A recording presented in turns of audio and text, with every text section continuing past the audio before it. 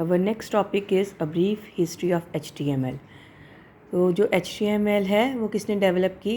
Tim Berners-Lee ने while at CERN and popularized by Mosaic browser developed at NCSA. तो ये इसकी history है. सबसे पहले क्या आया था? HTML 2.0 कब आया था? नवंबर 95 में. Was developed under the aegis of Internet Engineering Task Force to codify common practice in late 1994. फिर उसके बाद HTML 3.0 आया. ऐसे ही जो है मोर क्या कहते हैं, जो वर्जन्स हैं इंक्रीज़ होते गए. जैसे जैसे हम नई नई चीज़ें ऐड करते रहते हैं वर्जन जो हैं वो इंक्रीज़ हो जाते हैं. जैसे 1992 में सबसे पहले आया. फिर उसके बाद HTML प्लस जिसमें फ़िज़िकल लेआउट था, फिल आउट फॉर्म्स थे, टेबल्स आ गए था, मैथ के फीचर्स आ गए थे. Then HTML 2.0 3.0. फिर उसके बाद 95 में Netscape specific non standard HTML appears. तो ये सारी इसकी हिस्ट्री है. 99 HTML 4.01 हल थोड़ी सी स्लाइट मॉडिफिकेशंस थे उसमें.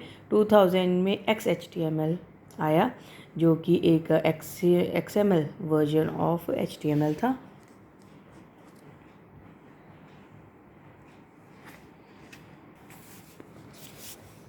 फिर उसके बाद HTML 1.1, फिर देन 2.0. तो ये इसकी हिस्ट्री है. अब हम करेंगे SGML. तो SGML doctor Goldfarb used the concept of generalized markup development for the DCF GML project as basis for development in generic markup scheme for the ANSI, that is American National Standard Institute. तो एक ऐसा हमने इन्होंने develop किया जो कि national standards के based पे था. This scheme was the internationalized to become ISO standard generalized markup language, that is HTML. Generic markup scheme differ from other generalized one is in this that it is no longer necessary to have a one-to-one correspondence between style sheets name and the names of markup tags. देखो जो भी HTML में है tags लगते हैं. अगर हमें कुछ भी लेटर बोल्ड करने, जैसे ये है ना ऊपर वाला नीचे वाली के कंपैरेटिवली बोल्ड है ना, तो ये वर्ड में जैसे टाइप हुआ है वैसे है. बट अगर हमें इसको HTML में टाइप करना है तो क्या होएगा, जहाँ पर ये लिखा है उसके आगे हम B का टैग लगा देंगे. जब B लग जाएगा तो उसका मतलब है कि उसके बाद जो भी आएगा वो बोल्ड में आएगा. अब यहाँ पर फिर एंड में बाद में B का टैग बंद होगा ताकि हमें पता चल जाए कि यहाँ से शुरू हुआ है, यहाँ पर बंद होगा, तो इतना पोर्शन ही वो बोल्ड में आएगा. तो ये कैसे पता चलेगा? टैग से, वो बी का बोल्ड टैग. ठीक है, इसमें सब कुछ क्या होता है, टैग्स लगते हैं, उसको हम कहते हैं मार्कअप टैग्स. तो जो SGML operates at number of levels. इसमें देखो, इसमें पैराग्राफ की एग्जांपल है. फॉर एग्जांपल अ पैराग्राफ में be formatted differently. It appears immediately after heading और in for forwarding or appendix without having to be coded differently from other paragraphs. तो paragraph की coding हो सकती है कि हाँ जी पैराग्राफ जैसे यहाँ से है तो इन दो पैराग्राफ्स में देखो, ये देखो इनमें जो स्पेस है वो कंपैरेटिवली दो पैराग्राफ्स के साथ फ़र्क है. दो लाइंस की स्पेसिंग और दो पैराग्राफ्स की स्पेसिंग में डिफरेंस है. तो इससे पता चलता है कि हमारा जो पैराग्राफ है वो चेंज हो गया. तो SGML जो operate at a number of levels depending on the features required by the application. एक तो उसका स्ट्रक्चर है ना, सबसे पहले डॉक्यूमेंट एक तो जो स्ट्रक्चर पता बना देते हैं ना कि सबसे पहले हेडिंग हमारी कैसे है. जी हम सब करेंगे जब हमारा प्रैक्टिकल अगला नेक्स्ट टॉपिक शुरू होएगा तो उसमें आपको स्ट्रक्चर पता चलेगा. फिर सारे करैक्टर्स यूज़ होते हैं मार्कअप टेक्स्ट के लिए, जैसे मैंने B का बोल्ड कहा था, है ना. Text share text that is to be use once और मोर देन डॉक्यूमेंट. जो टेक्स्ट है एक से ज़्यादा जगह पे ज़रूरत है externally stored information that is incorporated into complete document. तो इस तरह की ये सारे जो हैं फैसिलिटीज़ हैं जो SGML प्रोवाइड करता है।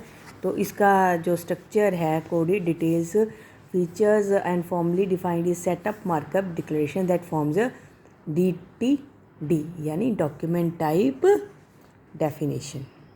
डॉक्यूमेंट टाइप डेफिनेशन मतलब ये एक बता देते हैं कि हाँ ये जो डॉक्यूमेंट है इसकी हेडिंग में क्या होगा, बीच में क्या होगा, ये लेवल्स कैसे होंगे। तो these markup declarations describe a set of markup instructions known as tags. मैंने आपको पहले भी बताया कि इसमें जो भी हमने लिखना है वो सब कुछ टैग्स में है। तो अगर हर चीज़ का, जैसे मैं बोल्ड टैग की एग्जांपल दी थी, वैसे ही एक स्टार्टिंग टैग होता है, एक एंड टैग। जैसे बताया था ना यहाँ पे कि स्टार्टिंग हो जाएगी बोल्ड टैग की और यहाँ एंड हो जाएगा, तो पता चलेगा इतना ही बोल्ड करना है। वैसे जब पैराग्राफ का होएगा तो यहाँ पर P का टैग लगेगा और यहाँ पर बंद हो जाएगा, क्योंकि यहाँ पैराग्राफ हमारा ख़त्म हो गया। अब दूसरा पैराग्राफ जब शुरू हो रहा है तो यहाँ से भी P का शुरू होकर यहाँ पर बंद हो जाएगा। तो क्या हो गया, एक स्टार्टिंग टैग हो गया और एक एंडिंग टैग हो गया। So where necessary HTML markup tags can be qualified by the attributes। तो इसके जो attributes होते हैं वो भी, मतलब जैसे अगर मैंने कहा कि ये क्या कहते हैं हमारा पैराग्राफ है, तो इस पैराग्राफ में हम ये कह सकते हैं कि सपोज़ मैं जो फ़ॉन्ट है वो चेंज करना चाहती हूँ, उसका साइज़ चेंज करना चाहती हूँ, तो ये सब उसके एट्रीब्यूट्स में सेट हो जाएगा।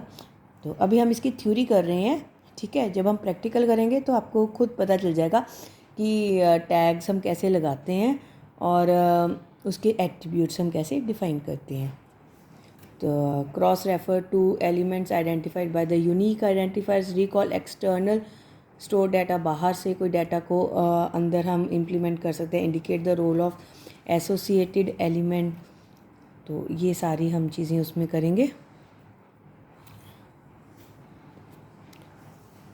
So देखो, numeric and named character of references can be used within the SGML documents.